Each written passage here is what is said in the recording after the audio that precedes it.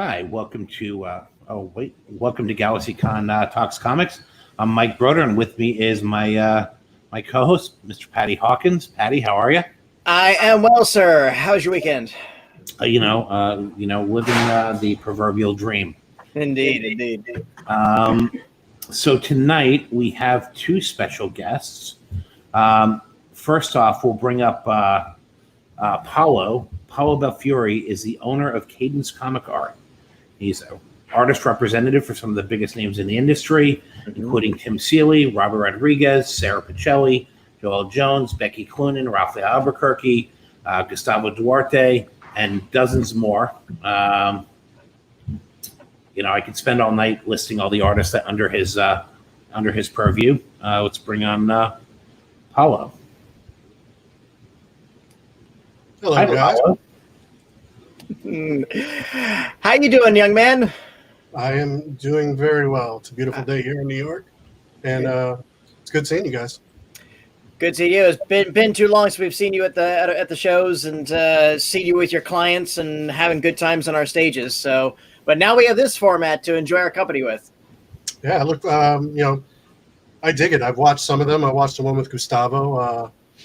I enjoyed it. I mean, you guys always find a new way to adapt to the world, and it's been awesome seeing this work so well. So, Paolo, you have behind you some artwork from our other guest tonight.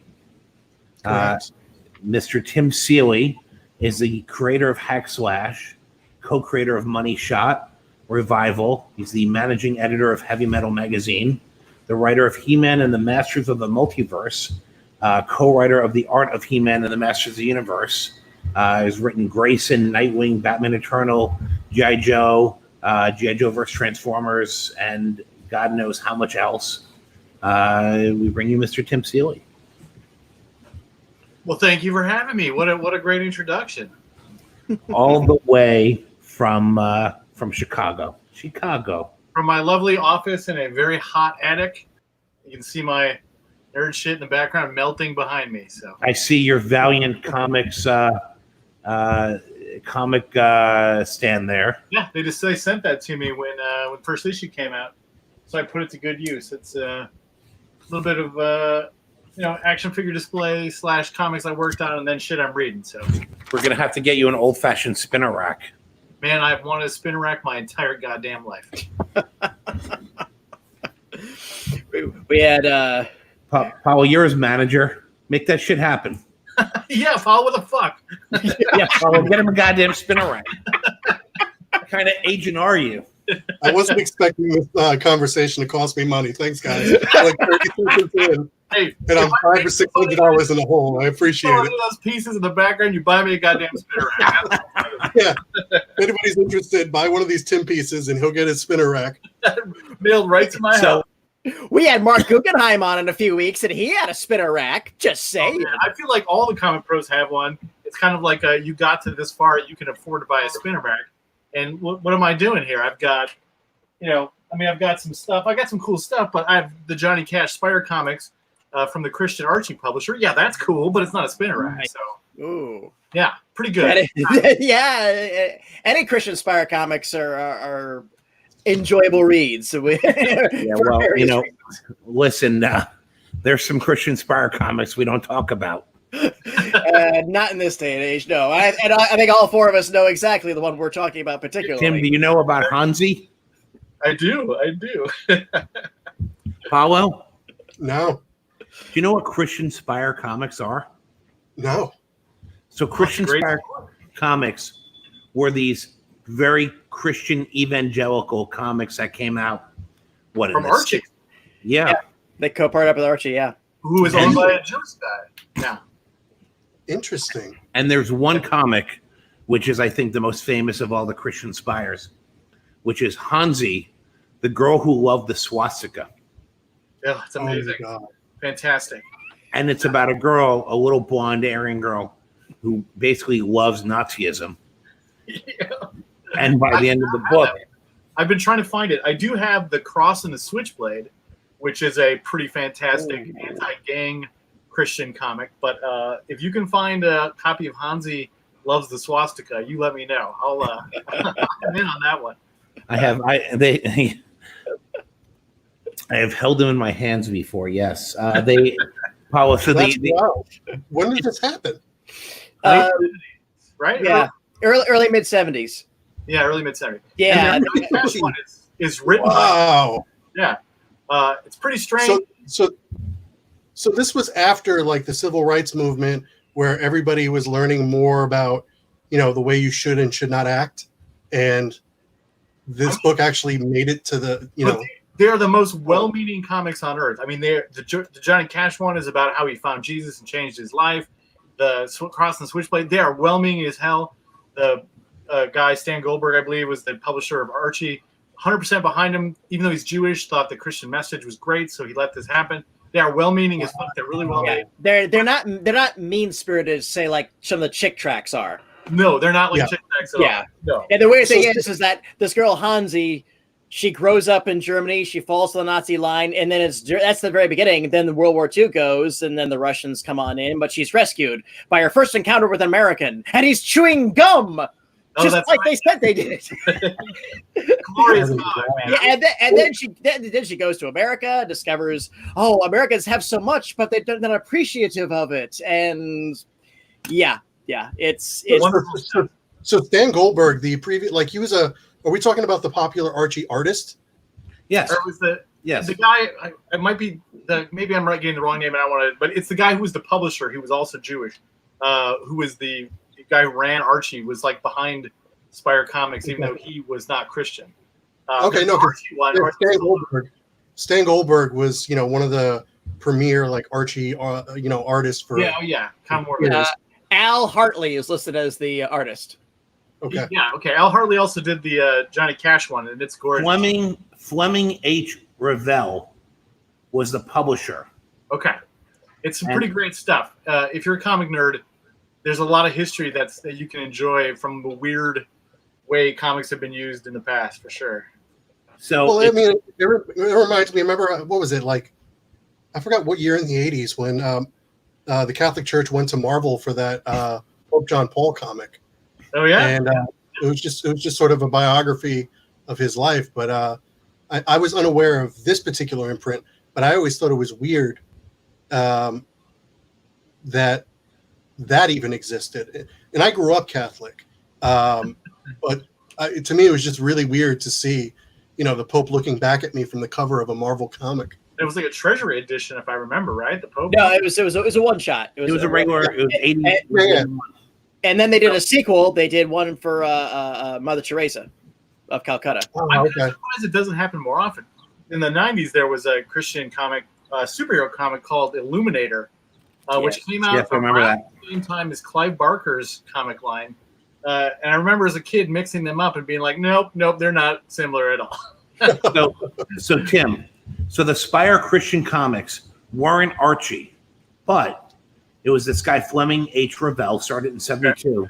But Al Hartley drew and wrote most of them, and he worked at Archie. And so due to that connection, he was able to get permission to use the Archie characters in many of the comics, which is why it looks like they're the same. And then producer Mike is going to show Paolo Hansi, Mike, if you want to bring this up. See, look at that. What a beautiful comic book that is. Al Hartley is an awesome artist. What a beautiful book. Oh, that is so it is bizarre. So well-meaning, man. It is so well. No. I get it. It's just A, it's bizarre, and B, the title is just fantastically crazy. I know. It is insane. And that price point, 39 cents. Yeah. Well, another comic art dealer is having his creators redo Dark Knight Returns. Maybe yours should redo Hansi. Oh God. I want the chewing gum panel redone by everybody. That's all from now on. Tim, get to work on it. Oh man, so that's my area of enjoyment right there. I would love to do that. So you're a big fan of the Illuminator. Yeah, I mean, I went through a bunch of my comics this weekend because it was it was really hot and my basement's nice and cool. I'm going through my stuff. I'm like, I've always just liked the really weird shit. I just have you know, later in life, I got like full runs of Frank Miller's Daredevil and Simonson's Thor, but like, I look at what I was reading, you know, and it was just like whatever is strange, and so I have just a whole bunch of odd ass, wonderful stuff, and that's how I found my Johnny Cash book and some other stuff like that. So, you know, comics is a place where you can do crazy stuff because it's kind of relatively cheap, and so just ideas fly all over the place. I mean, that's always been what I liked about them the most, you know. So, and maybe that's why my comics are weird. Maybe that's why I write weird comics, probably. So there's a whole like collector's market of guys who collect all those weird, you know, covers, like the Hansi cover, or like you've seen the famous Archie cover, where there's suggestive when they're coming out of the water from the beach. Yeah. Tim actually. Tim, it was one of your covers. You created that for Hack Slash. We did a Hack Slash cover. We did an Archie parody, kind of homage, I guess, lovingly, and we did that cover. It was basically like a Cthulhu Archie thing where the deep ones were in Riverdale, but the cover we do I had to beat this guy off cover. Yes. Yes. So I absolutely always love that stuff. And you know, the little bit of a thing with I sent those books to Archie. Those Hack Slash issues, and they loved them, and they sent me back this immense box of Archie comics, like all their digests. Like they were so appreciative. I thought that was so cool of them. And then later, when they did the Afterlife with Archie, they hired me to do the alternate covers. Nice. That's cool. Yeah, Archie Publishing is full of some of the coolest people who work in this business. They're always down to do new stuff, which you can't always say about other major publishers. They've truly emerged the past 10 years as being absolutely fearless and experimenting with these characters. And by the same token, though, they know we can have Archie go up against Predator, get everybody killed, but you know what? We'll just print more Archie comics and it's okay. It's not like they're afraid they're gonna degrade the core concept of them. So it was cool going to Afterlife with Archie, where between Afterlife with Archie and then also when they relaunched Archie with Fiona, and I believe Mark was writing it. Yeah, Mark Waid, yeah. To me, when you changed, Archie had looked the same since the Dan DeCarlo look for decades. So to me, the fact that they were willing to try that was incredibly impressive, and it's been fairly successful given the market. Obviously there's always room for improvement in the marketing side and getting it in front of more viewers, but that was a ballsy move. And I really applaud that. And, my wife is a big Archie fan, so I constantly see these books in the house and I'm always looking at it. Whether it be the story of, Archie, growing old, getting married. And if I'm not mistaken, they even killed him at one point. Yeah. They're not points. They kill him. Yeah. And then also the social impact of stories with a character like Kevin and stuff like that.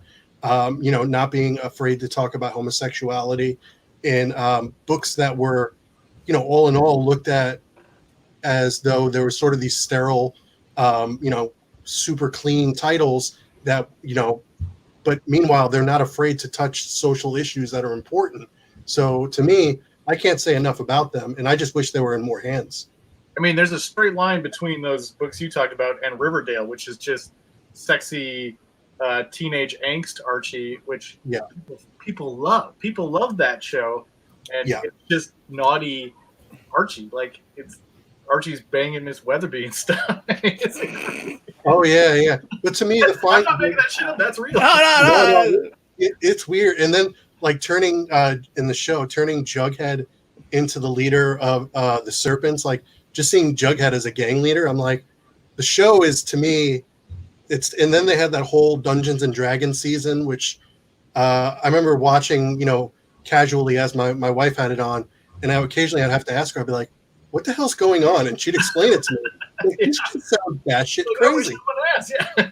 But I will say I've really enjoyed Sabrina, though. I think Netflix did an incredible job with that particular one. Oh yeah, I think those, like, the Archie characters are some of the best in comics. There's a reason they've been around for 50, 60 years. I mean, they're good. It's good stuff. You create something that's like a perfect creation, it keeps going. You know, in comics, we've managed to pull that off a few times. So, you know, he's right up there with Cap. If you ask me. Well, he's iconic. It's and like Jughead's hat. You know, Paolo, you made a comment a minute ago about, you know, getting those books into more hands. I think that's, you know, indicative of the whole industry about getting books into more hands. Oh yeah, I mean, absolutely. But you know, more specifically, when you look at market shares and you see where Archie falls in that, you know, that pie of the share, it's, to me, it's sort of sad when I see how small the numbers are. Now, are they counting in those market shares the direct, the stuff to the supermarkets, the digests? Because that's what they're selling, man. They're selling those digests to the supermarkets. That's I mean, Marvel and DC would kill to have that kind of distribution. Right, that racking space in the supermarkets, you still see them. Yeah, they're the only comics. Yeah, all those. Well, not Kmart anymore, but you know, those kind of stores still carry Archie books. So. My local, there's a bodega not too far from my house that still has a rack of Archie stuff, which my wife was a huge fan, still is, but that's what it was. She would go with her mother to the supermarket, and her mother would buy her a digest off the off the rack where the tabloids were, and you still see them there. Paul has a question for you guys. Who are your favorite Archie characters? Oh man, Veronica, number one. Yeah. Well, Betty and Veronica both. I actually, the idea of like the sort of wholesome American good girl and then the sort of rich bitch with a heart of gold. That's hours of. I mean, there's so much story in there that they can get out of it. And I agree with Tim that Veronica was my favorite because that was the type of woman as a younger man I always liked. I always liked the mean and expensive ones. You know, it was just like this self-punishment type thing. It's funny because my wife is very much Betty, but growing up, I just loved that mean, you know, like you got to chase her and you know she's going to destroy your life along the way. So I agree with Tim on it, but it might be for different reasons. And I've always enjoyed Jughead as well because I sort of like the character just being in his own little world and. Yeah, you know, he knows what makes him happy. He's not trying to please anybody else. You know, I've always appreciated him. Yeah, nobody ever says Archie's their favorite because Archie's just a cipher, right? Archie's just your entry. He's not meant to have a lot of personality. He's just the person you put in there, and things happen around him, and he's kind of like the center, you know. And then all the characters reflect against Archie's sort of faceless. Mm-hmm. Mike, who's your favorite? I'm either going to go with. I think I got to go with Jughead. I think just eats his burgers and just hangs out and wears this stupid crown that I just don't understand. Actually, I looked it up several years ago, and yeah, there's a reason for it. In the 30s and 40s, guys would throw away old fedoras, and the street kids would find them, and they would cut them up and pin them up, and that was the origin of the Goober Jughead hat. Interesting. Yeah, that's awesome, and that has nothing to do with modern life, and yet it still holds on because it looks cool. It's just it's awesome. I love that. So Tim, on the subject of odd comic book covers, I want to show you the one that I collect. All right. Hit me out. I bet I will be delighted with it. Then bring up the Crime Doesn't Pay. So this is the book. Anytime I can find a copy, I buy it. Oh yeah. Oh no. Oh no. All those true crime stories really pushed the envelope, didn't they? I love those Crime Does Not Pay covers. Yeah. And this one is just my favorite because you've got this guy, and I don't know if you can see it in the middle. He's got an ice cream cone going after this little girl. Behind his back, he's got that rag. And then you got the three creeps in the car. Wow. Fantastic. I mean, the composition on that one, how long it takes you to get all the details is like a quarter of a second. You see it, boom, boom, boom. Thank you, Charles Bureau. Yeah. You nailed it. I totally get that one right away. That's some good stuff. You see that it's a home for girls. You see the little name there. Yeah, that is some good stuff. There's some drawings in the window, like little kid drawings. Epic. Epically done. And wasn't the publisher of this book like a murderer himself or something really? Wasn't there something really crazy with the publisher of this? Something happened at the end. Yeah. Involving a dead hooker in a hotel room. Oh, my. Yeah. I mean, that's the great thing about those early, like the New York era publishing. You know, publishing used to be largely controlled by the mafia, right? I mean, like that was one of the things that they handled. Well, if not publishing directly, distribution for sure.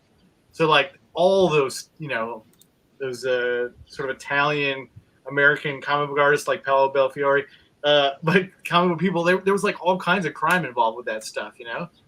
Like there's always stories like some of the inkers were like mobbed up guys and stuff. It's yeah. We lost a lot. Now it's a little bit too safe in comics. Not enough badasses and criminals involved. Not fun. I love those old stories. You know, like there's the old legend of Steranko stealing a car so that he could get to the publisher to get his artwork in on time. And then the stories that I've heard about Frazetta are just some of the, and you know what? Most of them probably aren't true, but I just choose to believe they are because they're some of the most fantastic and crazy shit that I'll ever hear about anybody. Yeah. But yeah, it's a different time. You know, I can't picture Tim stealing a car to get a script in if the the internet's down. You know. I mean, it's a bummer too, man. It's a bummer. I've done some stupid shit, but you know that's some cool shit. So all right, so it's Bob Wood. So those books were done by Bob Wood. Charles Bureau and Bob Wood co-created Crime Does Not Pay. And so Wood, I'm reading from Wikipedia, Wood's personal life was marred by drinking and gambling addictions. Yeah. He served a total of 3 years and 8 months in prison for manslaughter between 58 and 63. Yeah. And then a few years after his release, he was struck and killed by a car. That's right. Oh, no. Wow. Yeah. So after spending several days with a prostitute in a Gramercy Park hotel, Wood beat and killed her in an argument. After hailing a taxi, he told the driver, I'm in terrible trouble. I'm going to get a couple hours sleep and jump in the river. The cabbie asked him what happened. Did you kill someone? And then Wood said, yes, I killed a woman who was giving me a bad time in room 91 of the Irving Hotel. Why don't you call somebody at the newspaper and make yourself a few bucks? Yeah. And then the cabbie reported it. He got only 3.5 years for that? That was definitely a different time, and not a good way. First degree manslaughter. He was paroled after 2 years and 8 months, and then arrested 6 months later on a parole violation. Wow. Because once a blue moon, somebody I'll see online, oh yeah, Wally Wood killed some hooker, and then it was like, no, that was a different guy with a different last name. Wood. Yeah. Yeah. I mean, Fletcher Hanks, notoriously the guy who created Stardust. Yeah, Stardust. He was like a mean drunk who beat people and was constantly fighting and died passed out frozen on a park bench. Yeah. So these were guys like that era of creators were just, whole different. So what I love about it is you guys now, you current creators, you still have that same internal sadness. Yeah. You just don't have those crazy ass stories to go with it. We do. We're also you just don't leave the house. Right, exactly. And we don't, usually we don't make enough money to drink ourselves to death. So we don't have the amount of suicides and alcoholism that we once had. Is that what you're saying? Yeah. Well, we have conventions to get it out, right? We get to go hang out with people, and because you think about the creators from that era too. When you're doing comics, you usually have been rejected by respectable jobs, right? So you didn't get the illustrator for the New Yorker or whatever. The job you actually wanted, so you went and did comics and was slumming it as far as you were concerned. Yeah. So especially if you were a white guy or whatever, you were pissed off about it. But great creators like Matt Baker and Tarpe Mills and outsiders were doing kick-ass work in comics. But these guys are probably pissed and bitter. And now obviously it's changed a little bit. And I can go to a convention, I go to GalaxyCon and hang out with cool people and feel like I'm worthwhile. And then I don't have to go sit on a park bench with a 40 anymore. There's actually a great. There's a great graphic novel It's a Fantastic Four graphic novel called Unstable Molecules, and it's actually about the family that inspired the Fantastic Four, and it's sort of autobiographical, but it very much involves the experience of the comic book creators at that time, basically lying about what they did or using pen names and things like that, because for the exact reasons Tim said, that they had dreams of being in the New Yorker. That's the whole premise of Chaykin's book, Hey Kids Comics. Yeah. Oh yeah, yeah. Are you reading that, Paulo? No, I haven't read it. It's basically an analog for the Golden and Silver Age creators, and it's like if you read it, you could tell who's who, and then some are kind of just a couple people put together. Some are very clearly, oh, that's Stan Lee, that's Jack Kirby, and but that's Chaykin's work, what he's been working on the last couple of years. Yeah, I've seen it. I'm just I didn't realize that's what it was. I'll have to check it out because it's really good. Yeah, I love diving into stuff like that to learn more. Yeah, Chaykin's been working on that, which is like kind of a history of the comic book industry. Meanwhile, Tim's been very busy working on Money Shot. So it's yeah, that's a history of the porn industry from the future. There we go. So yeah, there. Oh, that's a nice. I don't think I had that cover like that. It looks real good. oh, I don't have that cover. Yeah, no, actually, I had to. 9.8. Yeah. This is Exchange Collectibles variant, and they only printed 250 of them. I had to order it myself, and yeah, because that was the last one I was waiting on. Amazing Rebecca Isaacs. That's a really beautiful piece. It's funny. I don't know if she told you she didn't want to draw that one. Oh, really? She did not want to do that, and it's funny because she has no problem with the content, and she'll she pushes things in a very funny way to tell the story. She's very proud of it, but just something particular about that one. She's done just great covers, but I thought it was cool. Because obviously it's a homage to the Janet Jackson Rolling Stone cover, right? But I didn't want to ask her too much about it. But when she was telling me about it, it was just sort of like, eh. And she went into it a little bit, but it's definitely not her favorite of the covers. Number one, the actual number one that she did, it's probably my favorite of her covers so far. And then my other favorite one was the one that we had Gustavo do for number one, just because stylistically, it was beautiful, but his cartoonist take on that character was just such a nice touch. Yeah, and I got the original. What is it over here? Yeah, that's Tim's original for the variant for number one. Tim, what was that in homage to? Challenges of the Unknown, Jack Kirby. That's right. Obviously, Money Shot is kind of a pastiche, a little bit of Fantastic Four, Challenges of the Unknown type Explorer comics with obviously a little bit of a twist to it. But so when I originally pitched it to Vault, the reason I originally was like I got to take it to Vault because they do these vintage homage covers. I was like I got to do it, and then they did one of Fantastic Four on their own. So that mine became just one of the bag covers. But yeah, I felt like I love that. But the Exchange Collectibles one, the one that I just showed, the Janet Jackson homage one, I personally calling it the Janet Jackson homage, but I thought it was a Gen 13 homage. Oh yeah, also that. There's been a few versions of the Jason Pearson. Yeah. Anything interesting. I forgot. I completely forgot. But it's a beautiful. I personally really dig it. And if anybody's looking to see what we're talking about, Mike, you have on your website Gustavo's cover somewhere, right? Yeah. If you could bring up our Money Shot variant by Gustavo, because this was a variant that we had Cadence did with GalaxyCon, and I'm super proud of it. There we go. It's very classic. That sort of Gil Elfgren pinup sort of style to it. Yeah. It's very clean, very cartoony, but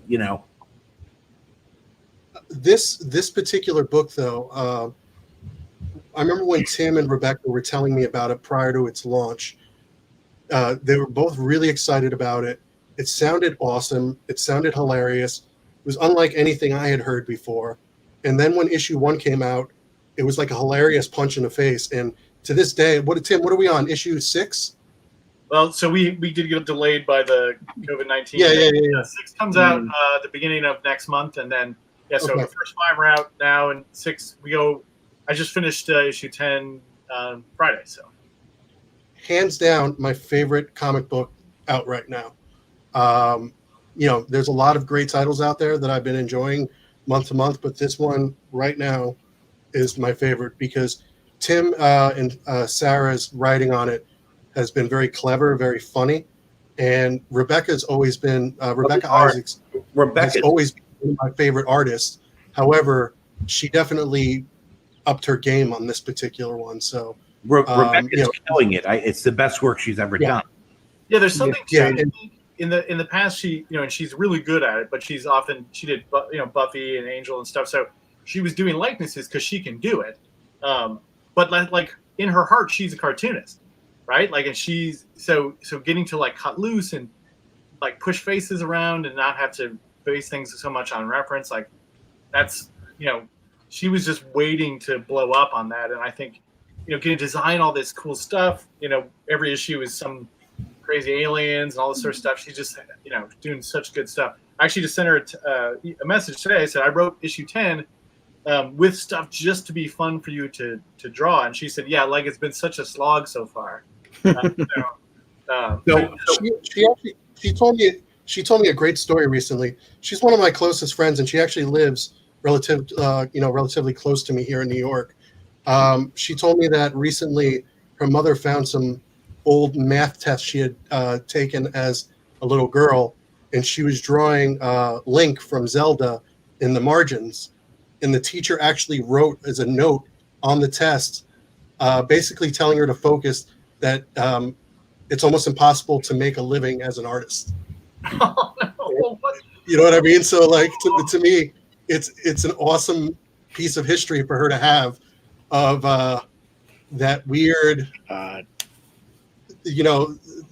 level of encouragement yet discouragement at the same time. Yeah. But to me, that was a cool little thing for her mom to pull up from the past. And there's so many people who make their living off math, obviously. So yeah, I mean, all those happy accountants out there. All the joy they have. Yeah. Oh man. So Tim. Yeah. So Money Shot. I know it came out really strong. How have the sales been holding up as we've been going? Good. I mean, it's been the best-selling book from Vault. We actually we have that thing that you want, which is that you start out obviously strong with issue 1, but it tends to be kind of a down, attrition, a roller coaster. Yeah. But we've actually kind of gone up now over the last few issues. I assume it will hurt us a little bit to have lost those months off, but we'll come back with issue 6, and I actually wrote it in November, but it inadvertently is sort of perfect for the times because it's sort of about it's about how Chris thinks she has an STD and she's terrified. She keeps checking all these symptoms, which I think everybody can relate to now. If you haven't had it with STD, you probably had it with COVID-19. So it's this sort of little character study of this person having a freak out because they think they got something, so it'll be relatable when we come back. And then we also do a storyline about why starting issue 7, end of issue 6, we kind of see why humans got kicked out of their chance at being part of the larger universe, and we'll find out it's because our president is an asshole. So that's the stories coming up. So how were the sales on the collected edition for Volume 1? Really good. That was kind of what I mean, and I knew this because going with Hack Slash Revival, that's how I've always made my living, is off my trades. To this day, I still make most of my yearly income off my Hack Slash trades. So I knew that would be the case. It was really good. I mean, and the goal is always you want your trade numbers to, be at a certain number so that you can print a ton and have them to sell, keep selling. And we've been able to do that. We are consistently in the number, like in the one number 1 through 5 of Amazon's erotic graphic novels. Okay. Which, I mean, some weird competition, but we're always in there, and on Kindle too. We've done really well on Kindle and Comixology. And one of the jokes I've heard from Comixology guys was that people are ashamed to buy it at the store, but they'll buy it on Comixology. So I was gonna ask you about that. How are your digital sales on this? I would expect that digital is stronger for this than a lot of other comics. Agreed. Yeah. Also because you're co-writer. Yeah, exactly. Sarah's able to. All Sarah has to do is sort of post a link, and we just immediately get a whole bunch of follow through because she's got 400,000 followers on Twitter and Instagram, and she's probably got 750,000 people that she can access. So we definitely, whenever she tweets something, it results in us selling a lot of books. Nice. Well, it was cool, like seeing outlets like even Playboy gave you guys a plug for the book as well, which was perfect for the book. But it was just awesome to see that there as well, because I know that probably put it in front of some eyes that may have never even read a comic. And actually, if you follow Sarah on Instagram, every time she posts about the comic, there's a bunch of people asking her, how do I buy a comic? Where do I go? That's amazing. And and she basically walks them through. You can go to a comic shop, or she'll give the link for Comixology and explain it. So to me, I mean that's a whole different argument for another day. But to me, the positive side of it is, people's willingness to go and find it, and having somebody with that many followers put it out there to explain it. And I mean, and her fans are people who live on the internet, right? So they have no problem going to Comixology, and that's it. And a lot of those people, I think, what we found, what has been helpful for us is people pick it up digitally, then they buy the trade. So maybe they get the first issue digitally, and they buy the trade physically. And that's a totally reasonable model for selling comic books. And when digital first started, I think everybody was pretty nervous, and very immediately it was like, wait, this only helps us. This sells us more books, and then people go to conventions, buy back issues, and the thing that convinced me the first time I saw it was I found / completely downloadable on this Russian site. This is years ago, but the books were completely available. Somebody had scanned them on this Russian website, and then I was at Mile High Comics in Denver, and I was talking to Chuck Rosansky, and he said their new business model was that they sold an unusual amount of comics directly to Russia. So Russians would steal them, and then they'd be like, "Oh, neat," and then they'd go and buy the physical comic. Wow. So though they stole the shit ton of them, it's not like you can stop Russians from downloading your comics. Good luck with that one. But a lot of them turn around and bought comics. So that's kind of it's an advertisement for the content itself. It's also advertising for the format. And sometimes people just probably had forgotten that comics existed. Russia does not have a really big history of American comics there, so they also got kind of interested. I had the same experience. I went to China for a convention. They don't really sell ongoing monthly American comics in China. Everybody had American comics in China, even though they don't sell them.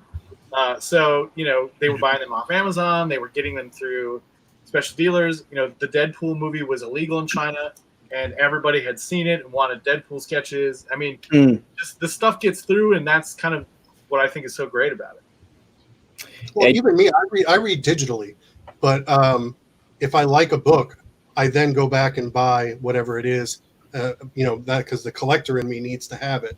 But any new comic that's come out in the past 3 or 4 years, I've read it digitally, and then I love my local comic book store, so I always want to support them. So I still do my weekly pull list for those titles that I am reading that I like, that I want to keep and preserve. But to me, both are good. I mean, it's always good to have a book in your hands, but to me, there's definitely Paolo, a very big. Yeah, I'm a huge proponent of digital. Yeah, huge, and I don't think that this industry grows without it. And one of the great things about Money Shot is that Tim's working with somebody who has an audience outside of the traditional comics world that can get new people in. And those people don't know that they still even either A, print comics, or B, where to go to walk in a comic store. And it's kind of like, I think it's a flip on the old newsstand direct market thing. Well, I think to some extent, Comixology is the new the new newsstand, because it's accessible to everyone anywhere, and you don't have to go hunt to find a comic store. And then you don't have to go to the comic store looking for Money Shot #1, and then the store says, I didn't order that. Okay, well, can you order it for me now? I have to do, like, it's just, how many retail stores actually carried the book? Well, you see, and to me, it's an interesting thing with comic shops, because when I really started buying comics and reading regularly, my shop was Midtown Comics. Midtown Comics buys everything. They always have it in different. They always have it. Yeah. So, but to me, when I started going to smaller shops, it was crazy to me, and I didn't understand. I'd be like, okay, I'm going to go here and I'm going to buy the book. Oh, we're sold out, or we didn't order it, or that. And I'm just like, that's bizarre. And I understand, smaller shops can't order everything and things like that. But it's such the marketing, the distribution, everything is unlike anything I've ever seen before. So, and I'm not smart enough to have answers for it. It's just, that was a very jarring thing for me to go into, that I can't just walk into a store and get what I want. And that's part of the reason I hate to admit it, that I did go digital, because if I go to Comixology, not only do I get the books I want, but I buy a lot of recommendations that pop up on Comixology as well. I'm like, oh shit, it's on sale for $2. I'll give this a try. And I wind up finding stuff that I never would have. Mm-hmm. So to me, I like the format. But I also, with that said, I respect comic shops, and I always want to support them. I love the printed comic. I mean, about 20 feet from here, I've got all of Tim's Hack Slash omnibuses, in collected form. I mean, I have, Patty's seen the bookshelves of all the trades and all the graphic novels, and God knows I've owned enough, floppies in my life to, to build a house, But in 2020, getting new people into a comic store is tough, and getting people to try new things. Like you said, stores have a limited budget. Stores are very, especially now with what's going on, and everybody's margins are so thin, they can't. They're not going to, get crazy. And then also, most retailers tend to stick to meat and potatoes, superhero stuff, and not really experiment. And so, when somebody like but I also think I was watching now. I go to your conventions. I go to conventions all over the world, and one of my favorite things now that I see is that younger people, like teenagers, kids, they're aware of comics now. Everybody's aware of comics. Nobody ever asked me, oh, they still make those. Everybody knows they do. But the kids will have seen it, digitally, or they'll have stolen it online or something. But then they come to a convention and they go to those retailers and they buy stuff. I was standing next to a kid. He couldn't have been. He's probably 13, 14 years old. He was going apeshit buying Venom comics, and he was going through them, and he was like talking to his buddies, like, "Did you know they made this many Venom comics?" And I just thought it was so great. I thought it was so fun. He was like, "This was from 1991." I was like, "Oh, but you have no idea." You got no. But I was so excited for him to have that discovery, and I hope that keeps happening. I hope that's the sort of future of our industry, is that you have people going back through and purchasing back issues from retailers and getting stuff that they see through movies or they see through cartoons or steal off the internet.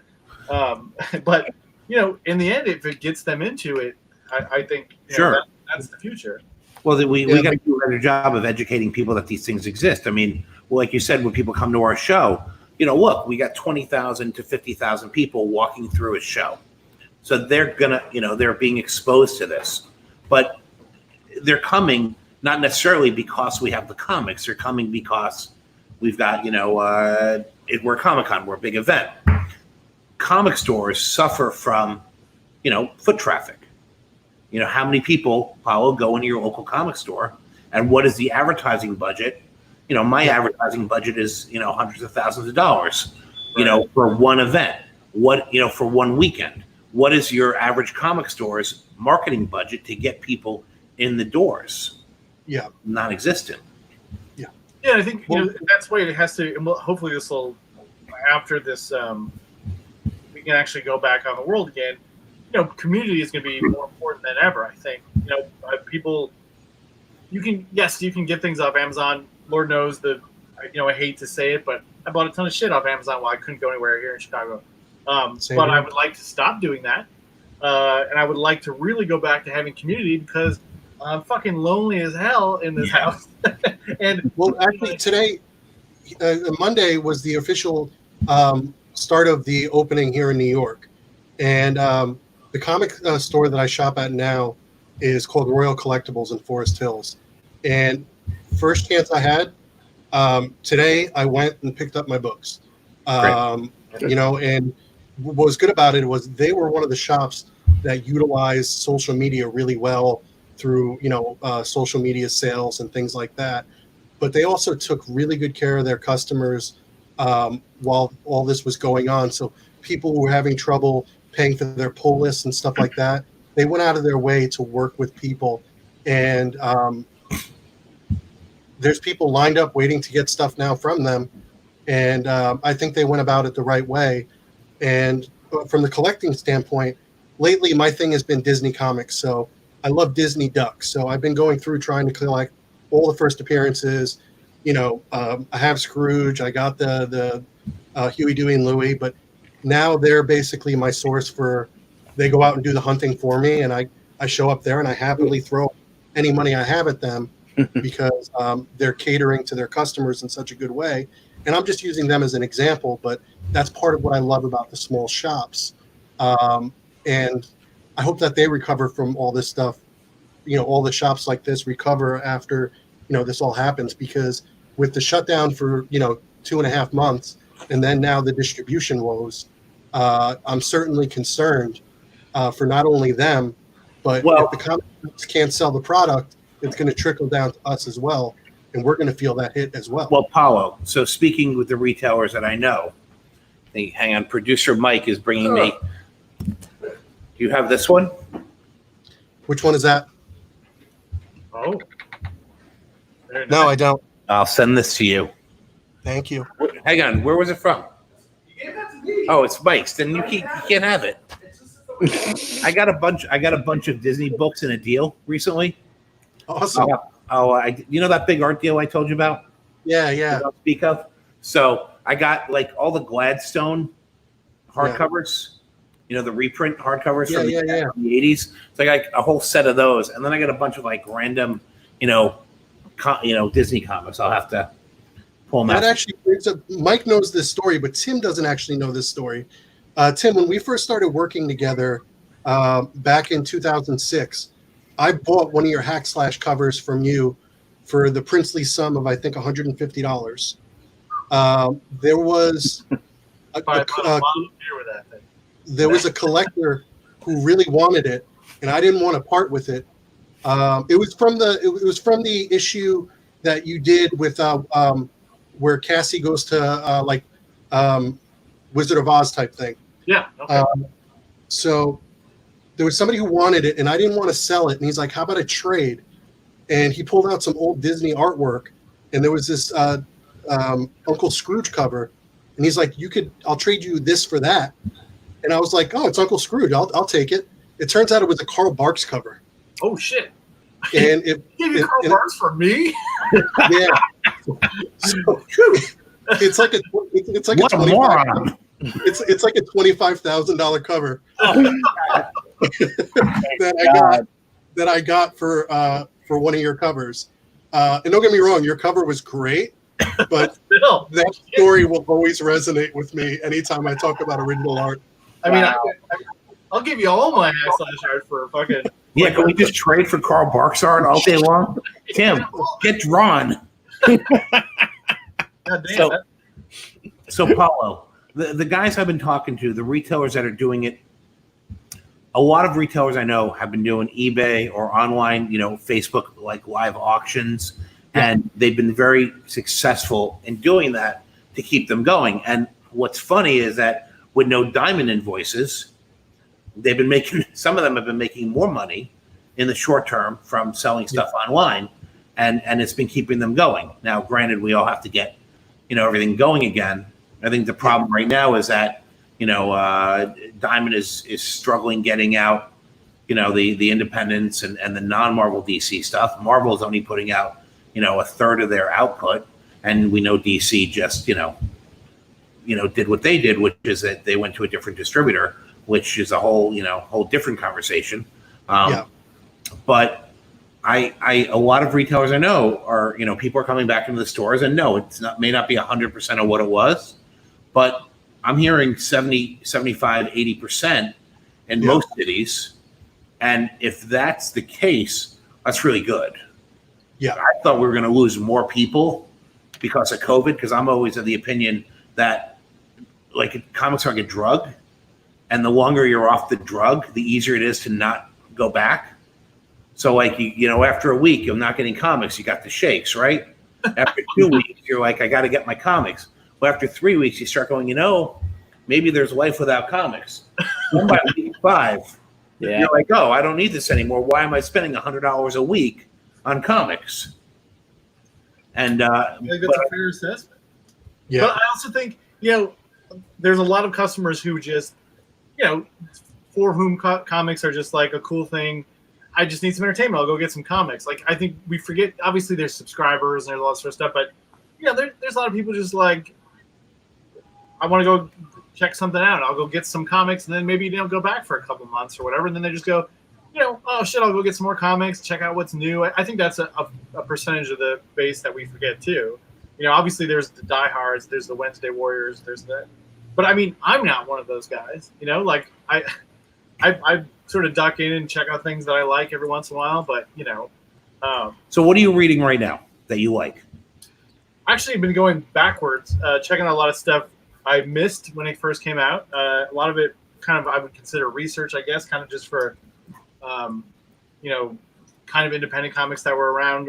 So I've been getting the Hernandez Brothers stuff, so Love and Rockets. I've been picking up. I had some of these, but I missed a lot of the early 8-Ball. I've been doing a lot of Dan Cloes. Omaha the Cat Dancer, Reward. You're going old school. Yeah.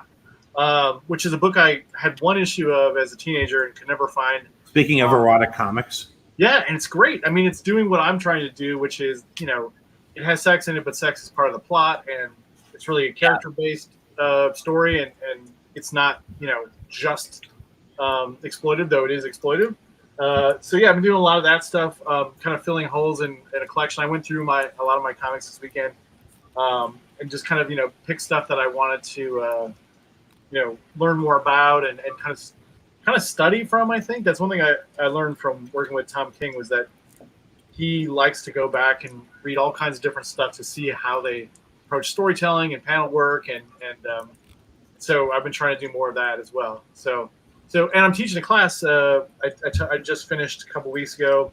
I did a comics class at Columbia Art College here in Chicago. So I was doing so much research on that, and I had so much fun teaching comics that I kind of want to re-teach myself. What do you teach? I teach a storyboarding class for animation, but I also teach. It's called cartooning, and it's basically I teach them a little bit of a history of comics, a little bit of sort of writing and screen or comic scripts, and then a whole lot of storytelling and some drawing. So it's kind of a. That's really cool. Yeah, I loved it. It was awesome. Art students who were either video game majors or animation majors. It was awesome because all of them were familiar with comics, but they came into this class. They are all manga readers, or they were all, they're 19, 18 years old, 20 years old. They grew up in a totally different world than us. They've had Marvel movies since they were like 9 years old. Yeah. And so to them, wow. Those Can are you imagine? Yeah. And to them, the Marvel characters are movie characters. Yeah. And so, but they like comics. But the comics they like are I got to watch them sort of just find stuff that interested them. I would watch them draw and be like, you would love Vaughn Bodie, and I would go back and get some Cheech Wizard and and Sure. recommend it, or I would see somebody who did a sort of Seth Fisher, Jeff Darrow kind of thing, and be like, hey, you should check this out. And they would just always be like, wow, there's so much stuff. And it would just like, it was so cool to see them discover it and fall in love. That was kind of my favorite. Well, that brings up an interesting point. We exist in this weird comic store, superhero, even Image, Dark Horse comic world. But there's a whole other world that we're not a part of, with the Raina Tagemeyers and the Dogman and the young adult graphic novels in bookstores. And DC seems to be doing a huge shift to that market right now. But there's this. Have you ever looked at the young adult graphic novel numbers? They're insane. I have. Scholastic, Penguin Random House, all those guys are putting out things that if we had those numbers on our stuff, and superhero stuff, it's insane. Yeah. Yeah. I mean, nobody would be complaining if we had those numbers.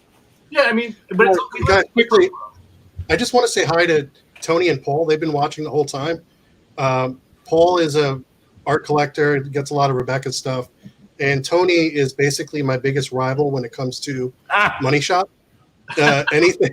And basically when the book first came out, I had to fight off Tony with a stick to get the pieces that I have. But I didn't mean to interrupt, but I saw their name popping up. And I just wanted to say hi to those guys because they've been so supportive. And I just liked seeing that they're here with us. But I'm sorry. I just wanted No. No, it's all good. But that's like, we talk about our industry and we talk about, what our books, but as Tim was saying, he's got all these kids who are reading manga and reading other things that they're not getting in comic stores.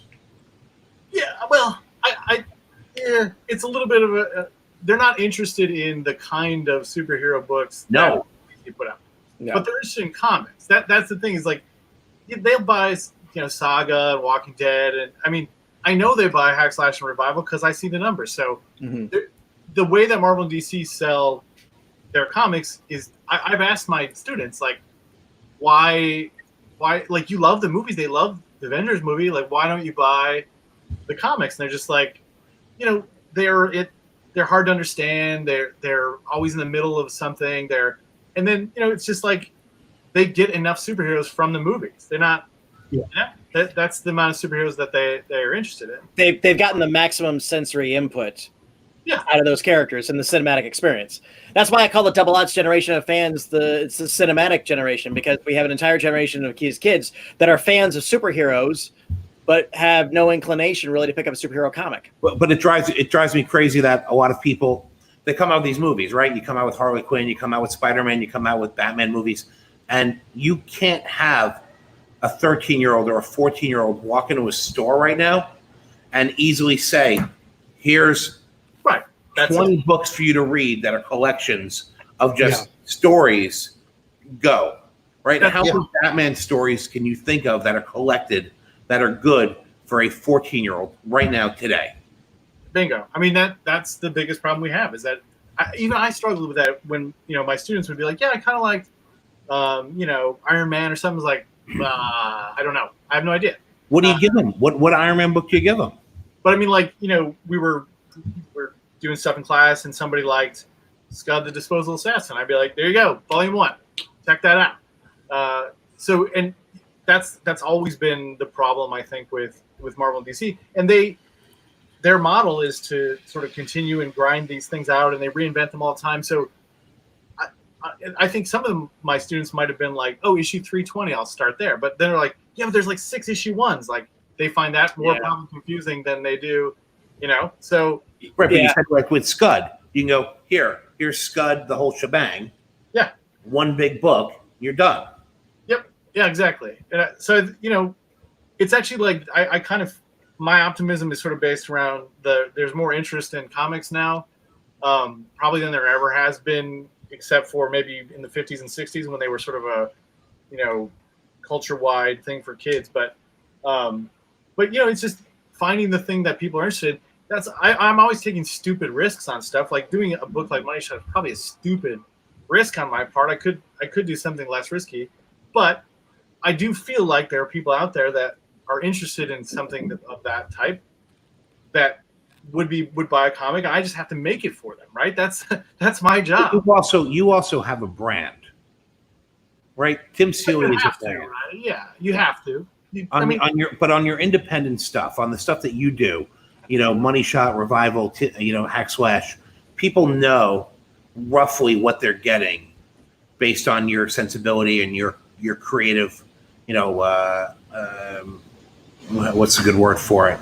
They know what they're getting brand wise. Maybe not the exact story, maybe not, but they know they're going to get a certain type of a story that is going to be more intelligent, adult, or in nature, a little bit sarcastic, a little bit creative. You take risks. You always take risks, but you're nothing that you put out. Not to whatever, but you're putting out quality stuff, and so people know that when they buy a Tim Seeley book, it's a quality book. I'm not talking about the superhero stuff where it's serialized. I'm talking about you can read a Hack Slash story and you're going to get the story. You're going to read Revival, you're going to get the story, right? Yeah, I think that's interesting. I mean, I was thinking about something Robert Kirkman told me once, which was I had pitched him a book that was like I'd just done Hack Slash and I'd done some other stuff, and I pitched him like a superhero-y sort of thing. And he said, don't be the guy who goes from a super successful horror comic and does Super Dinosaur. He's like, don't be me. He said, that's stupid as hell.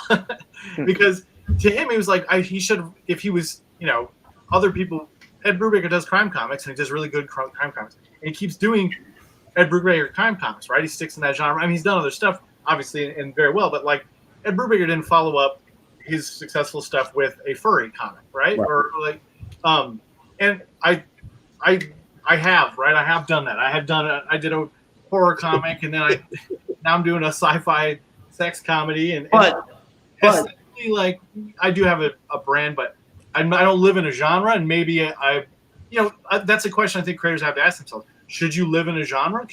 Because you could be like the James Wan or Lee Whannell and just do cool horror movies and do it well for a long time. I think that's up to the individual creator. Yeah. But I think you're a gateway for a lot of women and a lot of female readers. Yes. And so because you've always done strong female characters. And so I think that you can't go off and do something, that just totally alienates that portion of your audience.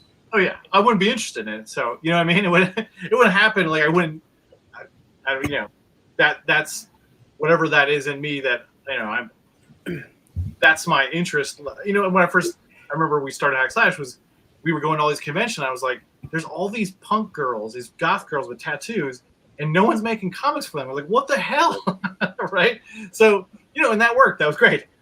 So for me, part of it is always saying, well, who's not being served here, right? Like that, and I sometimes I feel like I don't know always that Marvel and DC think that way. I think DC really gotten good lately. I mean, like you said, they've been starting to do these things where they're getting like Cami Garcia to write a Raven story and do like a sort of young adult type thing.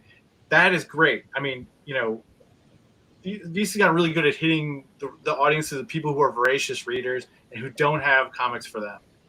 But it's taken a little while, and I think Well, they had it in the '90s with Vertigo. Yeah. And then they lost it. They just kind of walked away from it. Yeah. I mean, that's a whole. With you, I'm waiting for somebody to do the Vertigo documentary.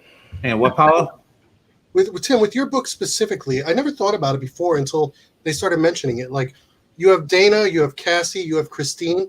What is it that compels you to to write these strong women? You know what I mean? Like, it never clicked until now that all three of those titles were all focused around a very strong female character. Well, I don't even think that and that's the thing is like, I don't want to be a guy appropriating a women's story when that could be done by a woman better. I would say what I'm always interested in is people, especially women, who have flaws, I guess. I think there's a tendency for men to write women like they wish women would be, which is weird. But I do see that sometimes in male writers. Going back to when I was a kid, reading fantasy novels, where I would be like, this isn't, and I was pretty much raised by my grandmother and my mom. My dad worked night shifts. I didn't know the man until I was, sadly, until I was like 5 or 6. I didn't even know my dad because he was never around. But I was raised by women, so like I think in my head, my brain sort of formed around just being interested in them. They were working hard and taking care of all these kids, but they had faults too. My grandma hilariously super anxious and neurotic, and like I always thought that was so interesting. And maybe that's what it is. It's some kind of I don't know. You write what you're interested in, and I'm interested in women, not just in the way that I like them, romantically and sexually, because I'm a boring straight guy, but I also like them, just as ideals, as these interesting characters to me. Yeah, so I guess and it's just crazy because not only are they all the 3 characters I mentioned all strong, their motivations are entirely, they're coming from all different places. Yeah, like Cassie was the trauma of her mother, Christine was out of frustration, and then Dana was just sort of, it's love for her sister, right? Yeah. So it was interesting, but it's funny because I met you before I started working with you. I told you I was just a fan of Hack Slash, and I love the character. I love Vlad, and that's how we met, and that's how we started talking. But it's funny now that Money Shot is my favorite title. It didn't occur to me until now that you really seem to shine on these particular characters. I never made the connection before. That's funny because it's actually humorously it kind of has worked against me on some stuff because when most men were when I first started, a lot of guys were sort of afraid to write women, like they were just not very good at it. And I always be like, no, give me the title with the women characters. And there was not a lot of women writers. There was like Gail and a couple others. Yeah. And now like we have hired a lot of really great women writers, and they tend to get assigned a female character. So now it's like I don't have my thing that I stand out uniquely. Like, oh, you could actually get a woman to write that. What I would love to see more than anything is I want to see women write the dudes. I want to see a woman take over Superman, and that's what I want. I think getting some different. When it's done right, it's amazing. Like, I work with Becky Cloonan as well. When she was doing Punisher, it was perfect. And anybody who knows Becky knows that she's just a tough person, and it was like the perfect call. But it falls in line with what you were saying. Yeah, I would love to see more of that, just to hear another take on that particular voice. To give it a new life, so to speak. And it's it's funny. I asked you about the female characters, and I know we have to be careful because you don't want to make it. You can't. It's a very fine line you have to dance writing female characters. You know what I mean? Because you want to be respectful, and you also don't want to seem like there's appropriation involved. But in my opinion, I feel as though you do it very well. Well, there's the one thing I always for instance, like a guy like Quentin Tarantino, he's a white guy, but he, for some reason, he's gotten the trust of the black community that when he does movies like that, there's not an outrage about it. They sort of in general, the view is he sort of gets it and he asks questions and right. So that was my goal always with women readers would be like, you can trust me. I will take care of this. I will ask questions if I don't know.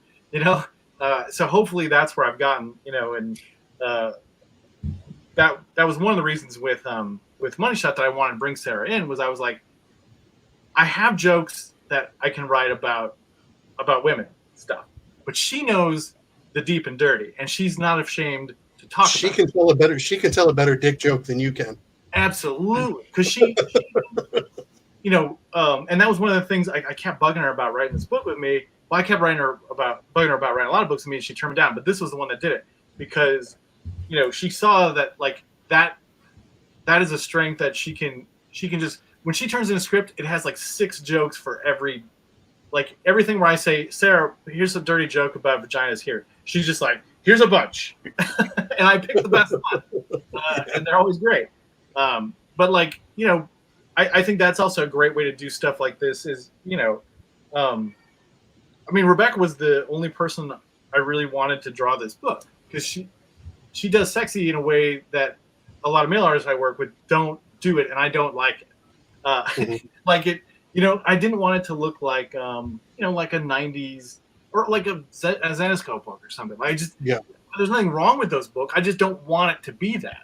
And, you know. No, but I can tell you, you know, that nothing wrong with Zenescope.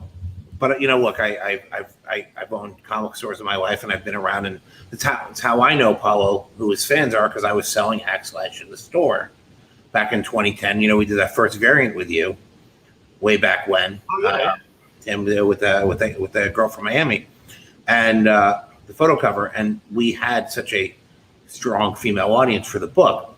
The Zenescope books, that's mostly dudes buying those books. That's hyper male fantasy, right? You know, people stuff. doing, like it says, if men doing women the way they'd like them to be, which there's nothing wrong with that. I think there should be a market for all kinds of shit, and I will defend those books up and down. I just don't want to make that.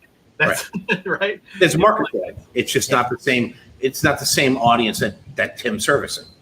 Sure. Right. Yeah. And I mean, I like draw sexy ladies. I'll do it all goddamn day. But I think my approach to it is different. I know this because I did a cover for Zenescope once, and the notes I got back were, you need to make her tits bigger and her ass smaller. I was like, ah. So, you know, I mean, which is fine. That's what that kind of group wants. It's just not. I'm not. I don't get it. You know. So like, what else? So Tim, what else are you working on right now? Tons of stuff. So I got lucky in the way that right before the sort of pandemic thing, I'd submitted some stuff to like book publishers we were talking about earlier. So I have 2 OGNs I'm working on right now, which is great because I got to work on them through the pandemic. I didn't lose any work. I was busy the whole time because they don't come out until, you know, a year and a half from now. So I have 2 of those. They're not announced yet, so I haven't been talking about them. I'm doing some stuff for DC lately, which is cool. I just finished off Master of the Multiverse, and let's see, what else am I working on? Vampire the Masquerade from Vault Comics, the comic adaptation of the role-playing game, and then Heavy Metal, and what the fuck else? I got a board right here. Which ones can I talk about? Oh, I have a new book I'll be doing through Aftershock coming soon. Well, speaking of Vampire the Masquerade, it's something very near and dear to Patty's heart. Tell us about that. By the way, fun fact: Patty and I knew each other. We really met for the first time, 5 years ago, Patty? Less than that, about 4 years ago, yeah. 4 years ago, Patty and I met at one of my shows through a mutual acquaintance. However, Patty and I know each other for 20 years through, we were in the same place, same time, multiple occasions, except when I was in that certain place, I was hanging out, you know, he was hanging out playing Vampire the Masquerade. We ran the live action version where people I wasn't gonna make you out to be a LARPer, Patty. I was trying to protect you. Hey, that was back when I was a LARPer when it was underground. And I'll leave it at that. So I'll absolutely leave it at that. But I'm glad that White Wolf though has survived. It's gone through a lot of dips over the years, and hang on. So Paolo, I don't know if you know what Vampire the Masquerade is. It was a role-playing game. It was a role-playing game in the 90s. Like imagine Dungeons and Dragons, except modern day vampires. And like the different classes were different types of vampires. What they did is they literally took every existing cliche. Oh my god! I know this. Created a baseline. I mean, it's been ripped off so many times. It's been the Blade movies ripped it off. Yeah. No, but didn't it inspire some murders? And like, I know it. I actually know it now because I remember it was coming up in court cases because there was like these groups of vampires. I think in Kentucky. That were directly influenced. I don't know about that, but there was a vampire killer, yeah. No. It was in Kentucky. This actually happened, and there's a lot of things in Kentucky. It specifically referenced the name of this game. Really? Well, I have to look it up now. I need to know. Vampire Masquerade murder. it was at the height of like when Vampire was stat interview with the Vampire was the biggest thing in the world. You're right. You're right.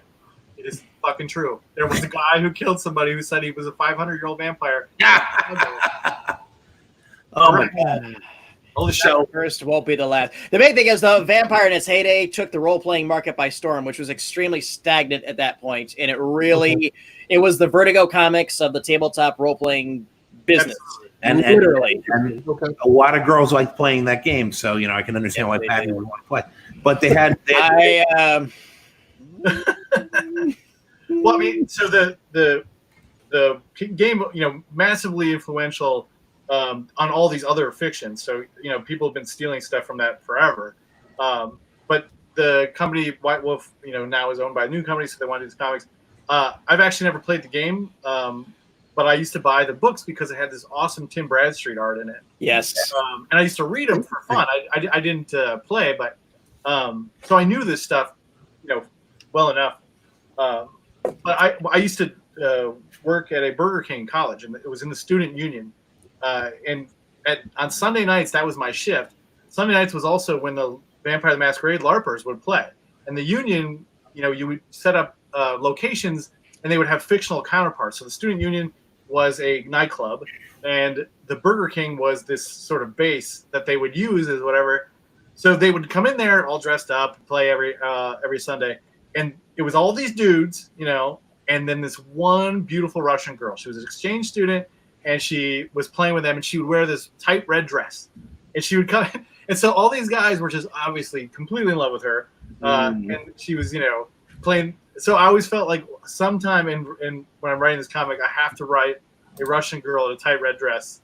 It was followed by a bunch of guys, because I always thought it was so fascinating. And, I would just serve them burgers and shit, and they would have to the game. I don't know how they set it up, but they would meet each other, and I would get to watch. I'd be sitting there making fucking Whoppers, and I'd see all the drama of the LARPer campaign. But I always thought that was wonderful and beautiful.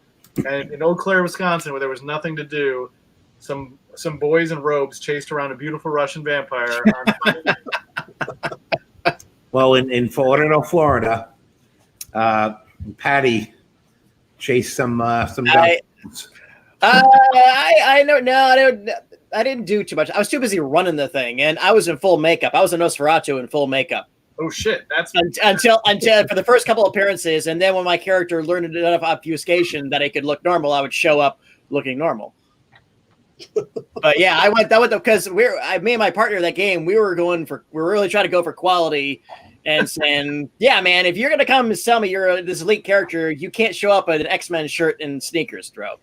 It don't work like that. But I always thought, I'm a pretty big genre nerd, and I definitely played Dungeons & Dragons when I was a teenager. But like role playing, when you do comics, like you don't have time ever to do like a campaign. Like weekends I was traveling and shit. Like so, I didn't get to play, But the other writers on the book is Teenie Howard and her husband Blake, and they are big into it. So Teenie's been helping me out, and Blake with some of the stuff. We're doing there's a lead story and a backup, and they tie together.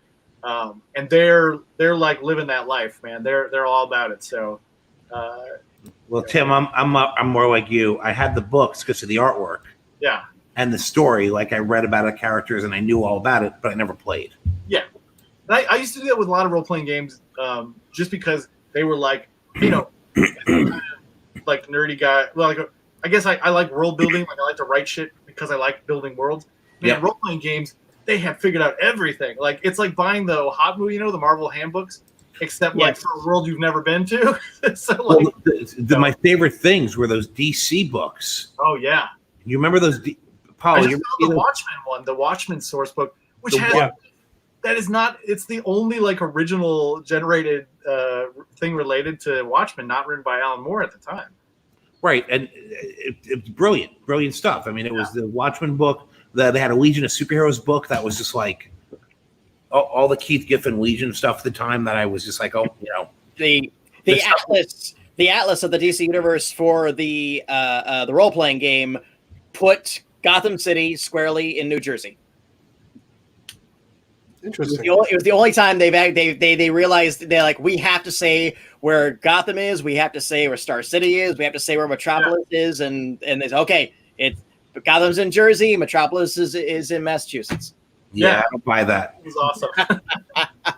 Metropolis has to be in Chicago. Oh man, that's you. That's me. Oh my God. Oh, Wow, that pretty is epic. a thing of amazing. Oh my God, that is fantastic. Yeah, Wait, so this was a live action role playing thing?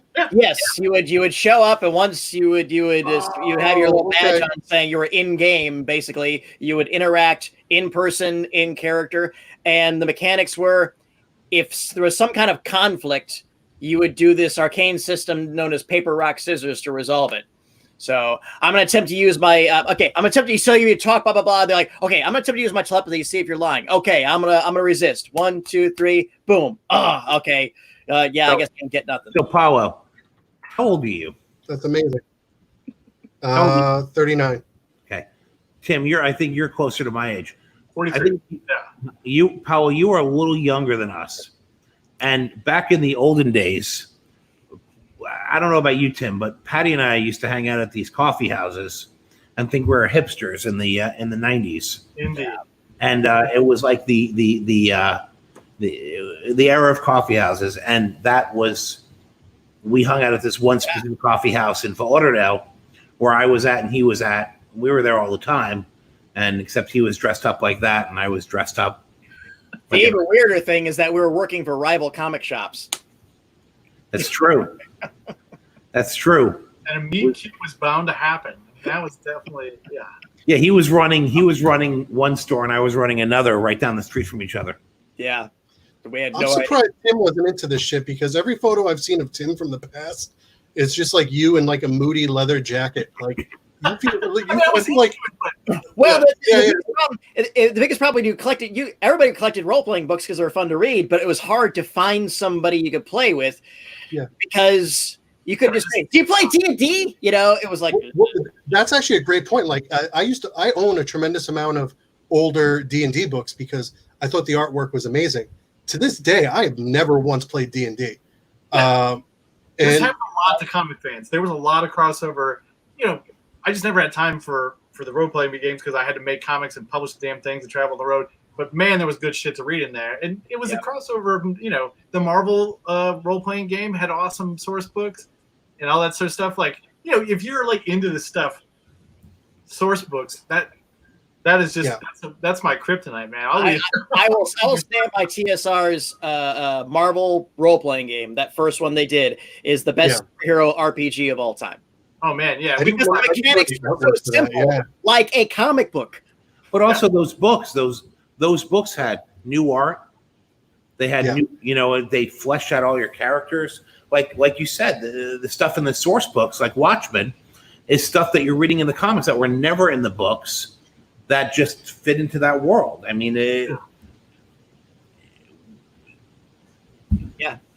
great stuff. Yeah, that's not a thing that comes with video games, right? Like, I know people love their video games. I'm not a video gamer guy, but they don't have that stuff, right? A video game is all in the game, and there's tons of work done for those games, but it's not extrapolated out, right? Like, it's not in the same way. Well, like you said, world building. Think about all the the time and effort going into all these games to build out these worlds. Yeah. And then the onus is on you to keep that story going. I mean, video games are great. They're doing world building in the video games. Right, it's in the game. But I can't pull it out and read it by myself at my own. I don't want to play the game. I just want to read the shit. Well, there's a weird thing. There's some of these games that are immersive that have a single player mode and like very enjoyable, like the Red Dead series, which a friend of mine does voice for. So, but most of the games are still predicated on you're playing with people either or strangers on the internet and doing the same sort of repetitive thing. So you're missing that. Right. I very much believe that gaming should be at your own pace, same way as reading and stuff like that. So there's I feel you on that. I absolutely feel you that way. But there's a lot of single mode stuff, very narrative driven games that are way ahead of the curve, and maybe we're checking out. Yeah, I just don't want to do it. That's fine.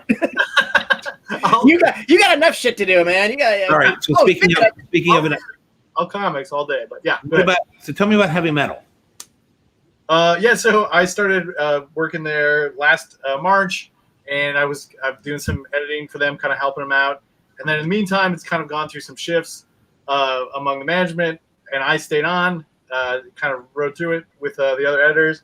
And we got these new guys, and they're pretty great. They got a lot of big ideas. We're heading towards issue 300, which is going to be like a big celebration issue.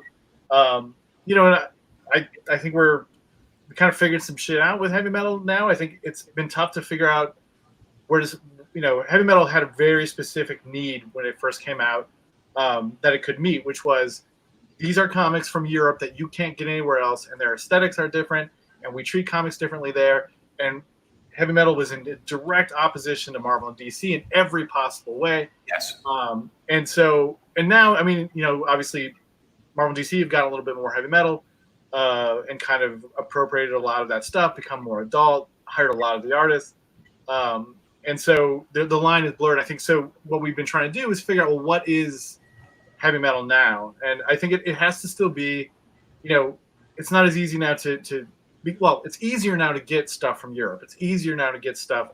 Except I was in Europe last year, and they have, and it's funny, you go to France and they'll have stores that are American comic stores, and then right next door will be the store that's the European comic store, and never the twain shall meet. And then if one store has both, there's very, very specific lines of demarcation. Exactly. Yeah. So many European books I have never seen, and I mean, it's just massive amounts of product, beautiful stuff by artists I've never heard of. I can't read the damn things because they're not in English. French, Belgian stuff. Yeah, right. And part of the problem, I mean, not a problem, but for us is that a lot of the stuff from heavy metal in the past came from the publisher Humanoids, and now Humanoids has an office in the U.S., so they're able to get their stuff out. So it's on us to figure out new ways of getting material. The way we've done that is we've looked to other places that do comics. There's a lot of great stuff in Latin America. And really, sort of, I think there's this sort of community of artists there that don't do, the kind of stuff that Marvel publishes. There's a lot of Brazilian artists in American comics, but there's also a lot of Brazilian artists and Argentinian artists doing very different stuff that we've been looking at. And so that's cool. I mean, that's the fun for me is sort of trying to find these new ways of doing comics and show people stuff they've never seen before. So, I think surprisingly, we were not hurt majorly by the distribution thing because we're distributed in a different way than comics are. We sell our stuff to a book market, and we sort of exist by a lot of subscription. That's one of our major. Now, I heard Barnes and Noble just pulled all the magazines. Oh, really? I didn't. It hasn't reached us yet. So, and a big part of our business is still subscription. So that part is still intact. But yeah, I mean, so we just have to figure out. I mean, it's obviously constantly changing, and but it's fun. I really like it. That I've always had a sort of toe in on the sort of editorial side of this.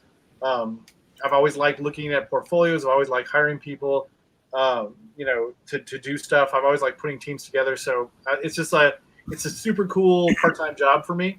I can write stuff and draw stuff, and then I can go and work with the talented people at Heavy Metal. Two great editors that I work with who worked there before, Frank and Ricardo, and then we've got Joe Illich there too. So we've got just tons of good people doing cool stuff. Nice. So I pulled up the article. So on March 31st, Barnes & Noble is stopping sales of magazines while coronavirus rages. Oh, yeah. Okay. We didn't have an issue out since March 31st, so that's probably why that didn't affect us. Oh. All right. But yeah, totally that'll be heavy metal historically at its best, when it was at its height, was always that adult comic entry point for more like you said, European creators, or more fantasy adult stuff that you just couldn't get from Marvel and DC. Yeah, and it was a newsstand. I mean, the thing I always love about some of the history of heavy metal is that it was a newsstand magazine that people, would go before they go on the train, they would stop by and grab it and go to read it, but they would put like a copy. They put something respectable, like Playboy, in front of it. Right. Yeah. Right, because heavy metal was like so shocking and pushed the boundaries. But yeah, I mean, and we're just trying to find that new edge. And one of the things that we've been doing lately is trying to use a lot of the characters that I think people are most familiar with, even if they don't know why they know they're heavy metal. So Tarna, who's in the heavy metal animated movie, she's on all the posters. She's been on T-shirts for 30, 40 years. We're using her more because of the familiarity. And then we've also been using the character Nelson from B-17, which is the zombie World War II guy with the heavy machine gun. Just kind of picking up some of that stuff that is iconic, that's become iconic because of the culture. Have you brought Henry Canyon back? We're trying to figure out what we own of Harry Canyon. He's based on a story that that's the crazy thing about the heavy metal movie. And I know there's a lot of hoops. I know there's a lot of hoops because a lot of those are based on, obviously Tarna's based on a Mobius character. She's Arzak with boobs, and she has his bird and everything. But Mobius gave blessing for that to be used, and so that's totally fine. And Nelson is sort of, based on story too. But Harry Canyon, we're not sure. So part of the job has been figuring out what we own, which is fun, and trying to see, what the deals they made back in the late 70s. And there's other publishers. I've gone through those woes where they've they had to go back to the 70s and 80s and backtrack stuff, and it's like, can we do this? Can we not do this? Or who even owns the estate on it? Yeah, so I don't envy that workload. Yeah, that's why we have good lawyers to do that part. But so we've been trying to think of cool stuff, and I'm really proud of issue 300. I think is going to be, it's going to stand up for the legacy of that story magazine. So I'm very proud. So if I could go from the adult world of heavy metal to the very youthful world, or at least nostalgic youthful world, what's it been like doing Masters of the Universe, and has Mattel supported all your choices? Yeah, I mean, so I know what they like. I've worked with them on a bunch of stuff. So I'm not coming into Masters of the Universe and being like, I want this to be the Dark Knight Returns of He-Man, and psychologically break him down, and like I'm not doing that. And it's not. So I kind of know what they're interested in. It's kind of what I want too. I think you celebrate the goodness of that character. To me, has always been sort of the main thing that stands up is that he's good like Superman.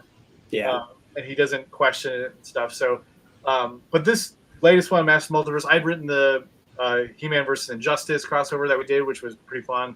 Yeah. But for this one, their pitch to me was, we want to find a way to use all of the different versions of Master Universe and say they're all legit. And they said, also, we really like that Into the Spider-Verse movie. And we're like, oh, so there you go. It was just a really easy way to come together. And so I came up with the idea of using, there's this old German audio play recording that you could buy back in the 80s in Germany. And it was introduced the idea of anti-He-Man, which was He-Man from a mirror universe, and he was, charcoal. Yeah, the red hair and stuff. So we used that idea and basically kind of did, this multiverse spanning story where anti-He-Man is stealing all the power swords from every other version of He-Man to bring his dark gods back to Earth, and he had to. So they recruit a Skeletor from one of the universes who hasn't become Skeletor yet to go with them, and he goes along with the Master of the Universe Dolph Lundgren He-Man, and also a cartoony He-Man, and then they meet all these other Master of the Universe characters. So what's your favorite He-Man character? Tila, for sure. Yeah, that's my favorite. Maybe that also plays into that whole. I think that does. Yeah. Who's that there, Patty? Yeah. Oh, there you go. Yeah, Dolph. As we call him in the script, we call him Dolph. Oh, you got a favorite He-Man character? Probably the Sorceress. Just aesthetically, that look was just so iconic to me, and that's the thing I remember the most. And then it would probably be Tila, and then I always loved the way Skeletor would talk to his goons. So I just love the supporting cast of, crazy villains that were there. But Sorceress was my go-to. I love Buzz Off. Yeah, what a great design. Oh, Tim, I used to take my Buzz Off, and I used to have the WWF action figures. The big plastic ones that had like one hook. Absolutely. The bendy. Yeah, the dog toy ones. I don't know why Buzz Off, but Buzz Off I made him a WWF wrestler, and he would always win the belt. That's awesome. And Buzz Off was A goal. He got the goal. Yeah, and I definitely, part of the thing for me that with Master Universe was I was a country kid. We didn't have a lot of neighbors. We didn't have many people to play with. I just had my brothers. And so we would sort of just disappear into our toys. That's, we hung out with each other and we played with, that was like our unifying thing, was that we would play G.I. Joe, or we could play Master Universe or Thundercats and watch the cartoons. So, when I start working on this sort of stuff, like I didn't really want to do it initially because I kind of felt like, working freelance on stuff and doing something you really love might ruin it for me. But so far I enjoyed it.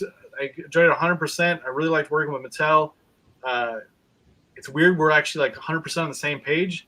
Like when I have meetings with them. Well, you're a super fan. Like, I'm not kidding. There's only 3 people that I buy toys for in my life. One is my 7-year-old son, and then the other 2 are Tim and his brother Steve. I regularly, if I see something, I'll send them, Masters of the Universe toys.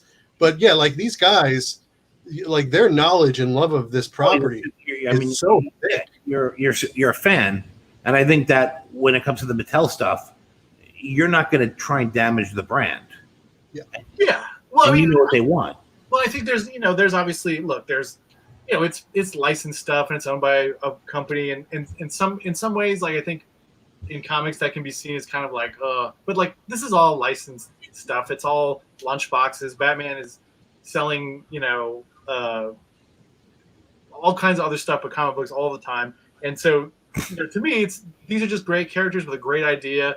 It's Conan plus Flash Gordon plus Superman plus wrestling. I mean, all the characters look like wrestlers. Yeah. It's over the top. It's ridiculous. It should be silly. They have goofy names.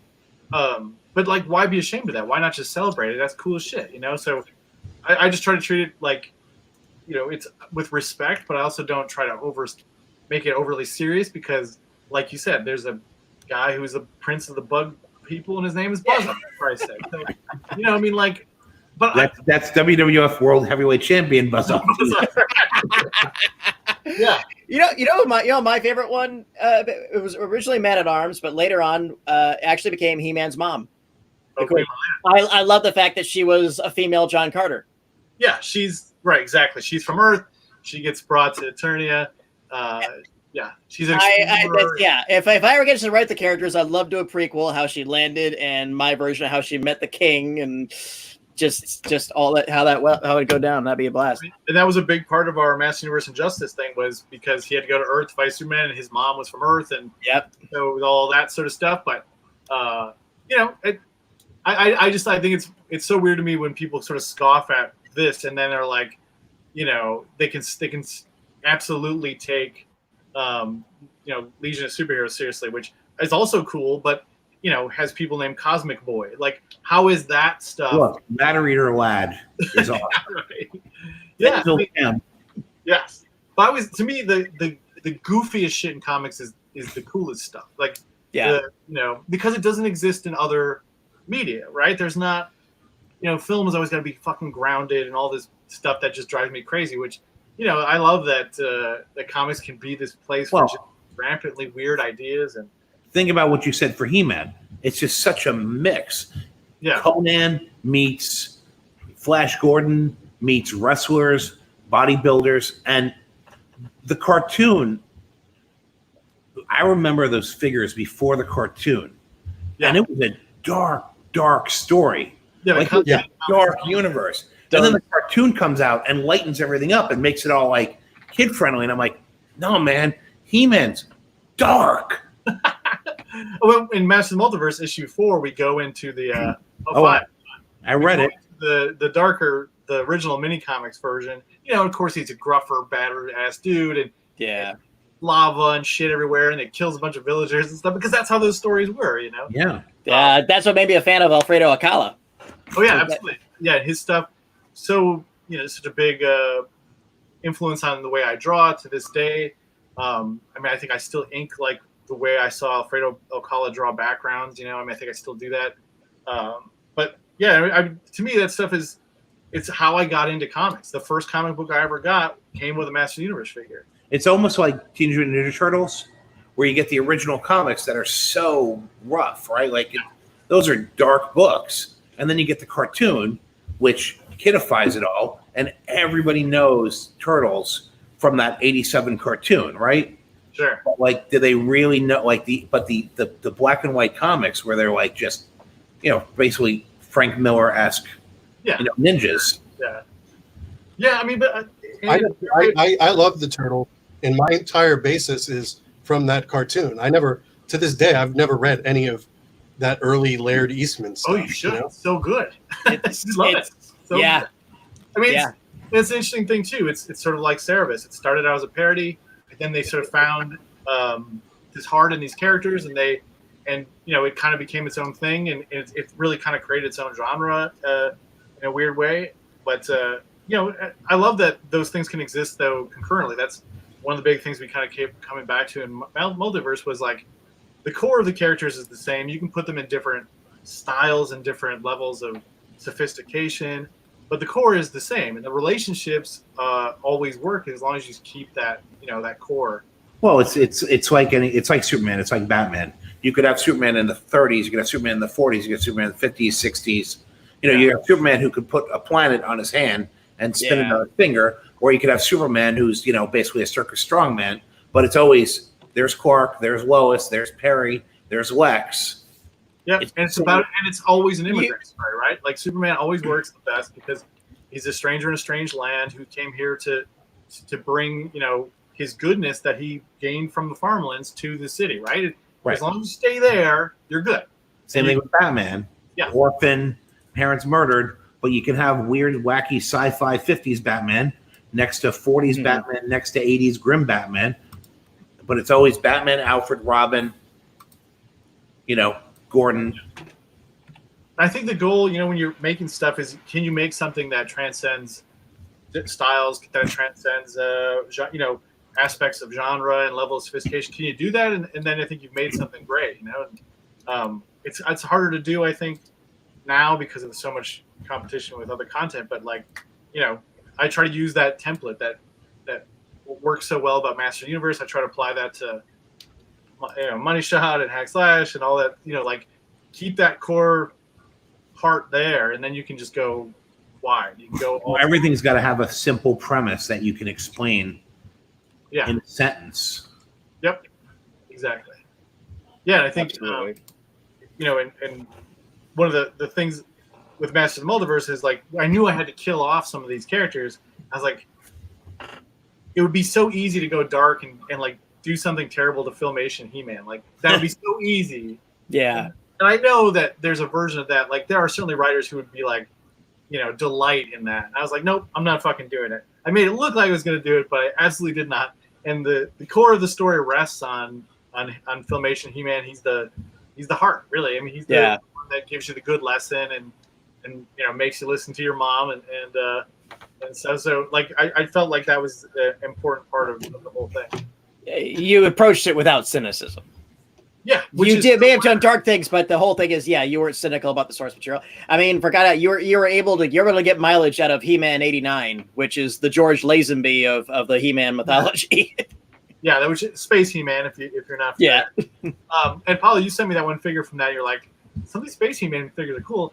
I didn't have that much affection for Space He-Man. I started working. I was like, no, this is fucking awesome. I mean, this is this is swashbuckler, Star Wars. He-Man, it's crazy stuff. No, I really liked it. So, anytime I'm in a vintage toy store, I always send pics to Tim. But I've been able to pick up some of that stuff, and it's made me fall in love with it all over again. Yeah. And to me, I think it's an unappreciated thing. And I understand, there are many reasons why things fail. But with this particular one, I really wish there was more done with it. I really enjoyed it. Yeah, agreed. And I think the one of the things Paul and I have talked about is the vehicles for Masters of the Universe are so cool. They're so cool. And the Space He-Man vehicles are less cool than the other ones, but they're unique in their own way. And some of the designs for that stuff, like, they're just, they're little pieces of art. And my brother and I have talked about this. And my brother's a fine artist. And he always talks about how his color palettes come from He-Man toys.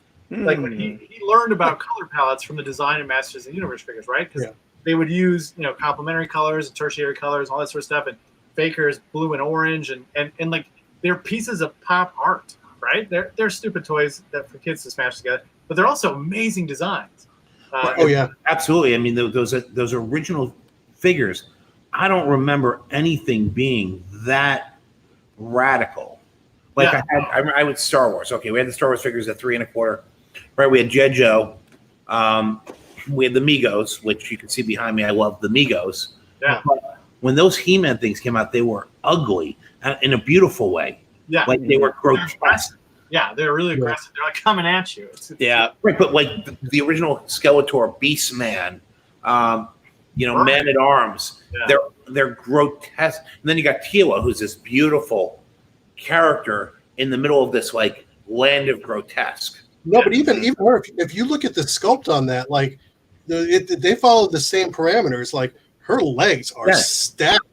Yeah, with like steel band muscles, and it's crazy. Oh yeah, no, absolutely. Yeah. But these toys are just like they were a revelation. Like I never had seen toys like that were just so well thought out. Like not like Mad Balls, like grotesque like Mad Balls, just for the sake of And the only other toy that I hold to that I think are the other coolest toys, which nobody loves except for me.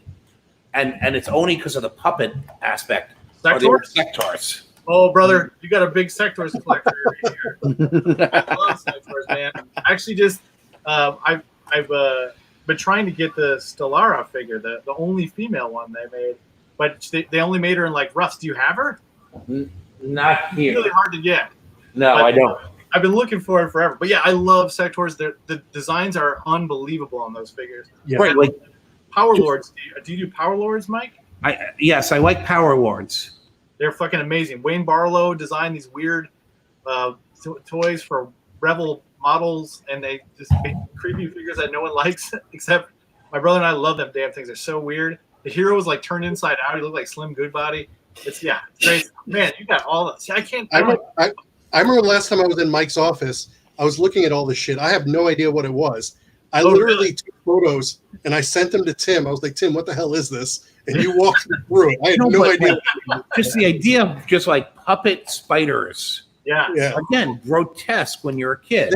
They are. No, even now, like I remember seeing those guys, and I was like, I would not want this shit in my house, but I've come to learn that people love this stuff. Oh man, yeah. I have a display down in my basement of because I love my He-Man guys, but they're relatively easy to get. Sectors, Power Lords, Black Star. Black Star is another one, but Black Star is like it's just John Carter, but right. And then and he was supposed to be black. Tim, was it Silverhawks? Is Silverhawks the one that's like impossible to find at like reasonable prices? Yeah. Silverhawks are real rare. The rarest is Tiger Sharks. Those are the absolute rarest. Oh, Tiger Sharks, sure. Yeah, they're so fucking hard to find. From a few years ahead of you guys, Micronauts are really hard to find complete because they were so easily pulled apart. It's like you can't find it complete loose. You can only find them in the box or in the packaging. Yeah. Nobody has a little Ziploc bag. Oh, here's a Time Traveler Ferroid complete. Going back to Masters of the Universe, my local comic shop, Royal, they had a completely sealed Eternia, which are very rare because by that point the line was pretty much on its way out. Yeah. So to find them in the box, they're super rare. But the great thing about this particular one was the guy who sold it to the shop. It was supposed to get it for Christmas when it came out. His mother caught him looking for it. Remco Warlord, baby. She caught him looking for it, so she never gave it to him and just left it in her attic. Oh my! Wow. That's And it's funny. Well, I guess once she passed away, he didn't even want to keep it anymore. He winded up selling it to the shop. So I was like, man, like I couldn't bring myself to blow $2,000 on something, but I've always wanted that Eternia playset. Oh, Like, what was it you were just showing? As a Remco Warlord. Yeah. So Oh, wow. they did knockoffs of He-Man Yeah, with the Warlord characters. yeah. And Conan, and they did their own. They called Warrior Beast. I also have a full line of those. They did Hercules from War. Yep. Those are so cool. Yeah, The Hercules Unchained. Yeah. yeah, the Hercules and Chain one. Mhm. And those when we were kids. So I mean, we were pretty like, my dad was a factory worker. My mom was a cashier. We didn't have a lot of money or anything, and I had 2 brothers as well. So if you couldn't get a He-Man, you get a He-Man guy from Grandma and Grandpa. But Mom and Dad would buy you a Remco Warlord because they were like $3.97. So we loved them, like because they were the ones that you get at the IGA, Yep. And so I have sometimes I have more affection for those than I do for even for Masters of the Universe. Well, I loved reading. I mean, I loved the Warlord comics, so that was cool to me to have the toy. And yeah, they were like the GoBots, Yeah. because we couldn't afford, like you said, we didn't have a lot of money, so Transformers were expensive, but GoBots were cheap, so you could buy GoBots for like $1.97. Yeah. And so you get the GoBots, and you're enhancing your Transformer army with a bunch of little GoBots because you can't really afford all the Transformers.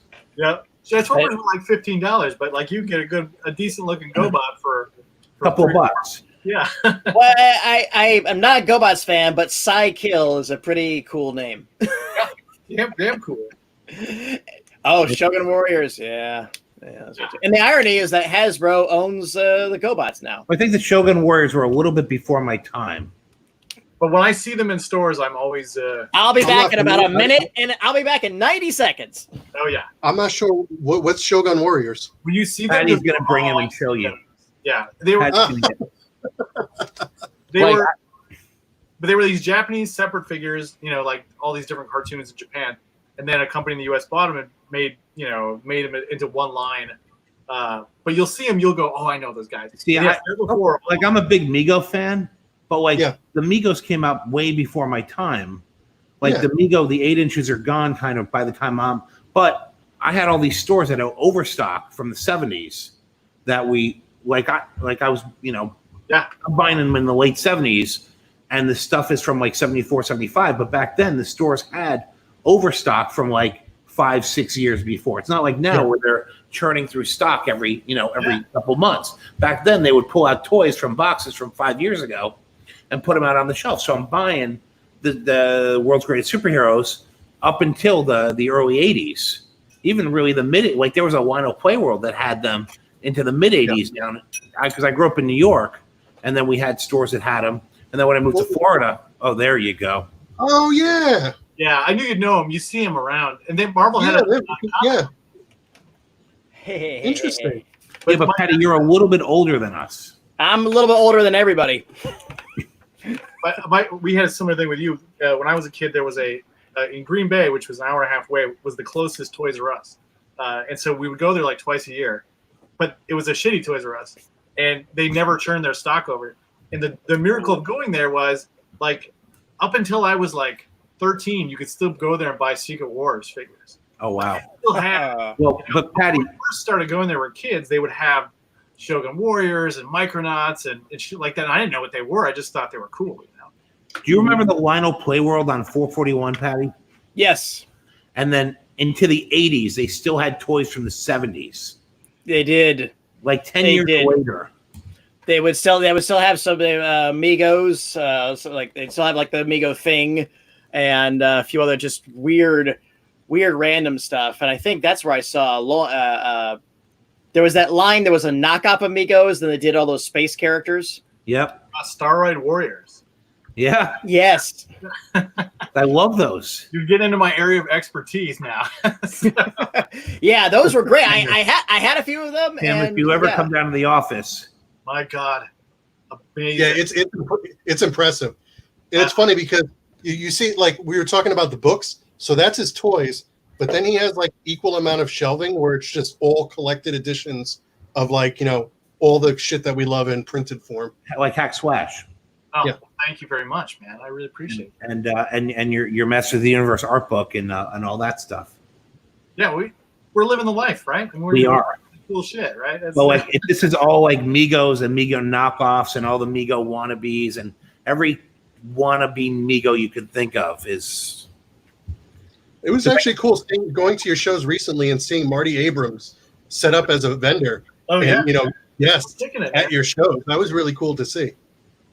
I got a great talk with him. It's online, and we went through the whole gamut, and he was just brazen and honest. And But yeah. I can't bring myself to buy Married with Children Migos. It's like enough's enough, Marty. Like give me my superheroes. Like I'll buy the Rocky Migo, Yeah. but I draw the line at Al Bundy. Yeah, those are, it's funny. Like I remember Target had stocked up on all that stuff, and then within like 2 months, you just kept seeing the clearance stickers get lower and lower. Yeah. All right, so we never even talked about. We got to go in a few minutes because I've kept you guys long enough. But Paolo, we didn't talk about you're Tim's art rep, and you're the art rep for a lot of people. Cadence Comic Art, CadenceComicArt.com, right? Correct. CadenceComicArt.com. And what we do is we represent a tremendous amount of wonderful comic book artists, cartoonists, illustrators, and we sell their artwork for them. So we have an amazing selection of artwork from, creators like Tim. We work with Jeff Lemire, Raphael Albuquerque, Becky Cloonan, David Marquez, Mahmoud Asrar. All the cool kids. Yeah, there's a tremendous amount of people there, but we also work with a large selection of new and upcoming talent as well, and we try to cover the gambit of everything that somebody would possibly want. So, we have artwork that covers every genre, and I'm thankful for what I do. I'm surrounded by beautiful artwork. I get to work with amazingly talented people. And the art collecting community has just been such a positive influence on me. I've been doing this now for 14 years. I started in 2006. And I couldn't be more happy with what I've chosen to do. But yeah, if anybody's interested, go to CadenceComicArt.com, take a look around.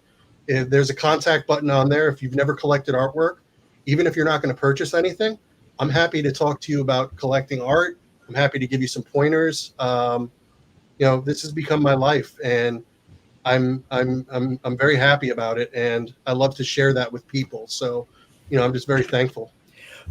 Paulo, is there a piece in your private collection that you would have to call your favorite? Well, with me, I don't really buy a lot of artwork anymore, but I've been very lucky to have friends that draw stuff for me. So I have a lot of personal pieces. Like Tim has done a tremendous amount of artwork for me that's very personal to me.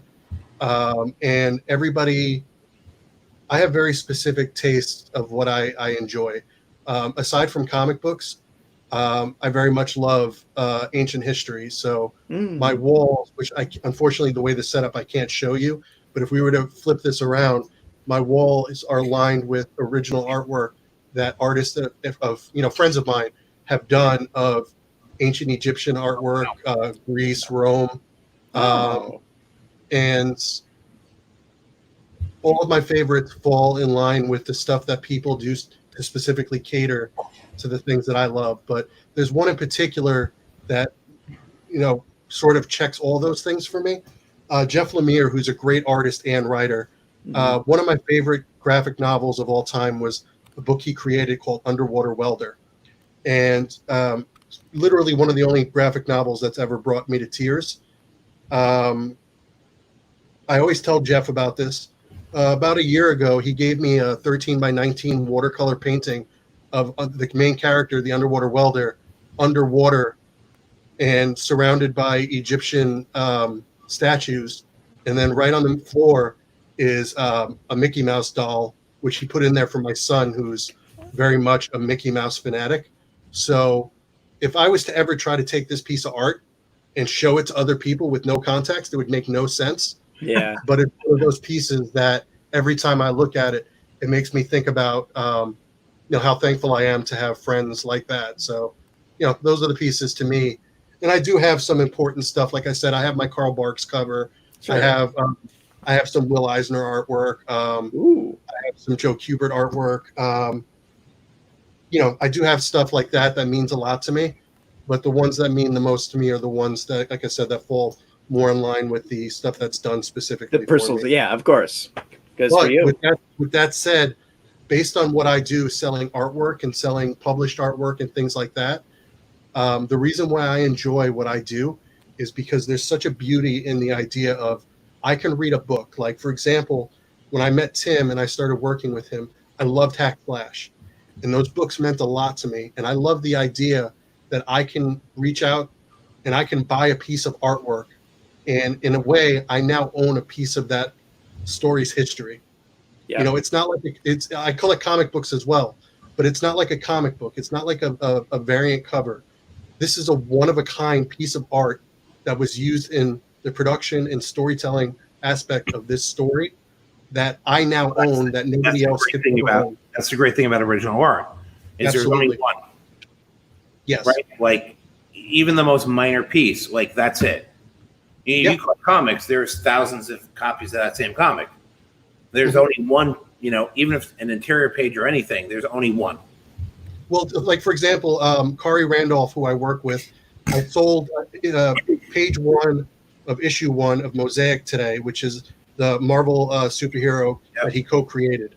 Mm-hmm. Page 1 is literally just in the bottom right-hand corner. It's a hand holding a basketball. And to most people, you look at it and you're like, I don't understand. But for the person who loves Mosaic, they now have the premiere page from that story, and they have the first thing that was drawn in the original Mosaic book. And I was thinking about it because it wasn't an expensive purchase. However, it's so meaningful that as a fan of Mosaic, it was such an important purchase. Absolutely.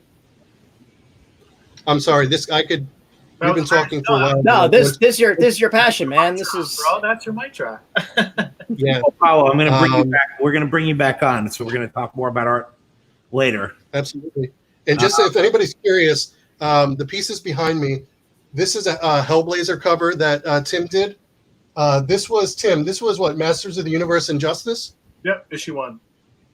This is the Money Shot #1 variant, and then this here is, I love Elvira. She's one of my favorite characters of all time, and this was one of the Elvira covers that Tim had recently done. Nice. All right, guys. So we're gonna wrap it up.